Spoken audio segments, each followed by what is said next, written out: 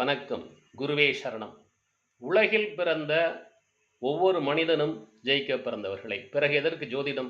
ஜோதிடம் என்பது இந்த வழியில போனேன்னா பள்ளம் இருக்கும். இந்த வழியில போனேன்னா முள்ளு இருக்கும். பார்த்து போப்பான்னு சொல்றது தான் ஜோதிடம்.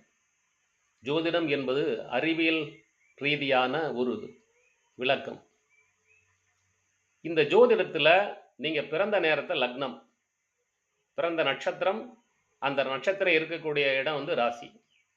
சூரியன் இருக்கக்கூடிய இடம் கதி என ஜோதிடமே சூரியனை பிரதானமாக கொண்டது. அப்போ ஒரு ஜாதகத்தை விதி, மதி, கதின்னு 3ன் அடிப்படையில பார்க்கணும். நான் கடந்த 82ல இருந்து ஜோதிடம் பார்த்துக்கிட்டு இருக்கேன். அதுல கடந்த 2009ல இருந்து 2025 வரைக்கும் கொல்லிமலையில தனிப்பட்ட முறையில என்னுடைய பயிற்சி வகுப்புகள்ல கலந்து கொண்ட 25,000க்கும் மேற்பட்ட மாணவ, மாணவிகளது ஜாதகங்களை பார்த்து, இன்று வரை அவர்களுடன் தனிப்பட்ட முறையில் தொடர்பில் இருப்பதால் அவர்கள் அனைவரும் ஜெயித்ததையும் நான் பார்த்திருக்கிறேன், ஓரிருவரை தவிர. முறையான வழிபாடுகள், முறையான செயல்கள், முறையான பரிகாரங்கள், முறையான நம்பிக்கைகள், இவை அனைத்தையும் நீங்கள் வைத்து முயற்சி செய்தால் உங்கள் வாழ்வில் நீங்கள் ஜெயிக்கலாம்.